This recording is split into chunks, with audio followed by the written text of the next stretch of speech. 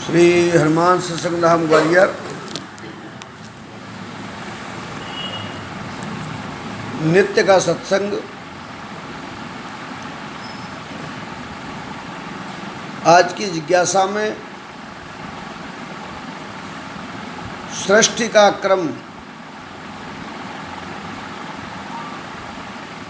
और सृष्टि की अद्भुत स्थिति। वास्तव में 84 लाख योनियों में श्रेष्ठ मानव जिसके अंदर, जिसके विचारों में तर्क और उसका उत्तर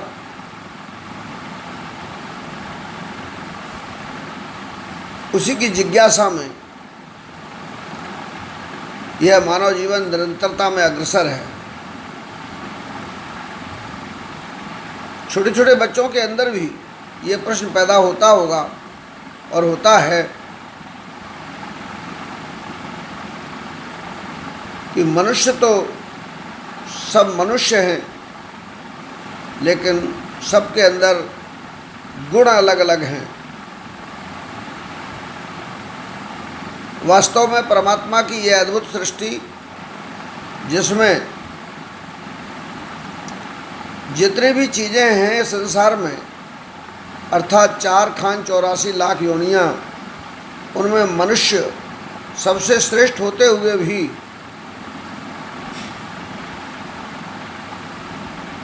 नाम रूप गुण कर्म और स्वभाव के आधार पर सब भिन्न भिन्न हैं।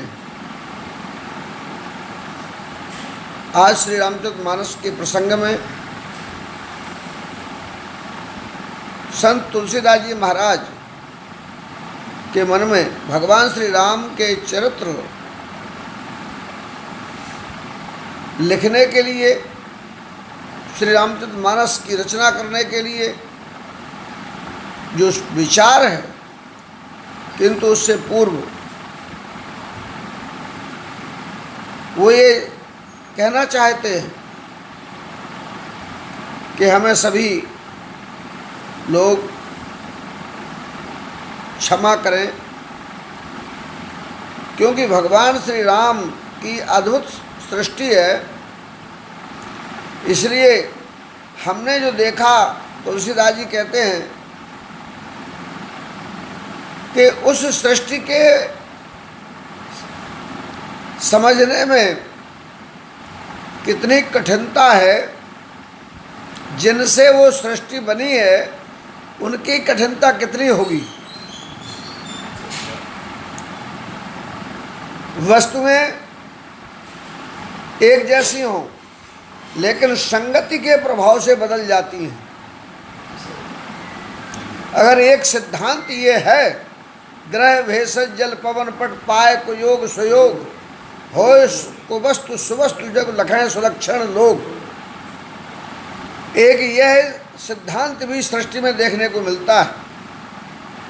और एक सिद्धांत विधिवत सुजन को संगत पढ़ही फणिमण समनिज गुण अनुसर ही, इसके बाद उनके ऊपर कोई प्रभाव नहीं पड़ रहा है।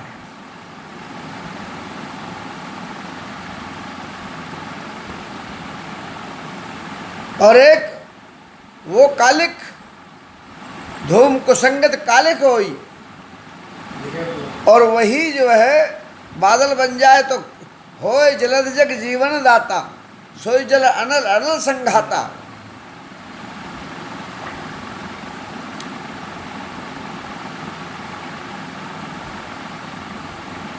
जो विवेक कैसे भी पैदा नहीं होता, उसके लिए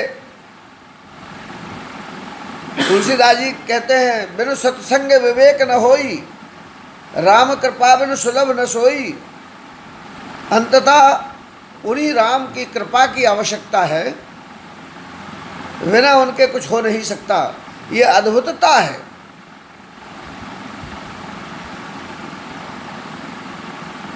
ये समझ पाना कि क्या अच्छा है क्या बुरा है, ये गुण दोष में सृष्टि को जो किया है ये उस कर्तार ने ही किया है, कोई और नहीं कर सकता।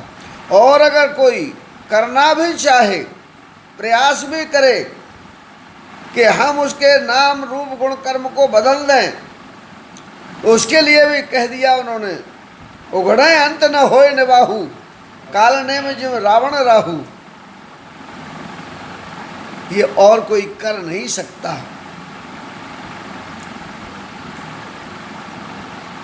इस सृष्टि को भगवान ने ही, इसलिए संसार में अहंकार रहित रहना चाहिए। और इस सृष्टि को हमने समझ लिया है, ऐसा समझने की ऐसी समझ अंदर न रखते हुए भगवत शरणागति के माध्यम से अपने पुरुषार्थ को करते रहने से निश्चित रूप से तुलसीदास जी महाराज ये बताना चाहते हैं कि भगवान का चरित्र बहुत कठिन है, क्योंकि जब संसार की इतनी कठिनता है, और ये तो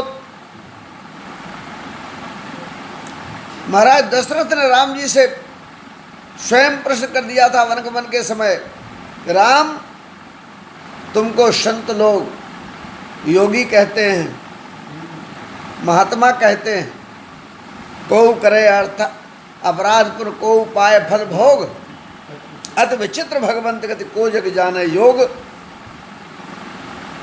राम ये सब क्या हो रहा है तुम जानते हो।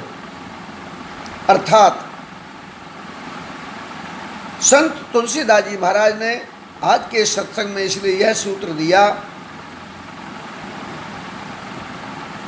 और हमारे ग्रंथों में भी लिखा है, सर्वाः सर्व न जानाति, सभी सब नहीं जानते। इसलिए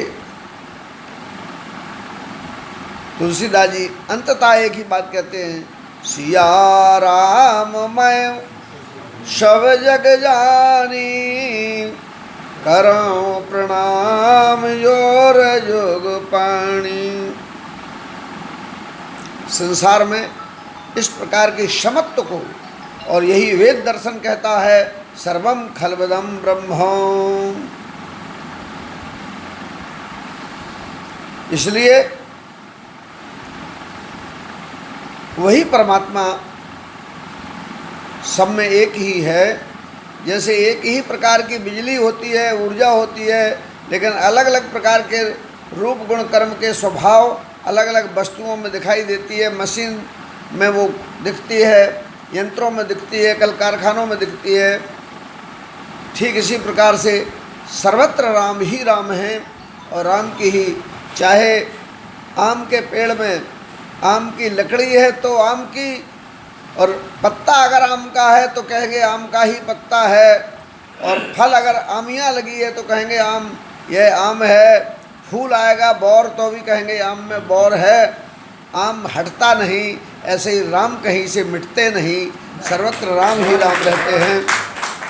ऐसी अवस्था जब दृष्टि में और विचार में रहती है तो निश्चित रूप से राम के ऊपर चिंतन जाना, मन बुद्धि चित्त अहंकार की अवस्था में सर्वत्र राम का बोध होना शुरू हो जाएगा।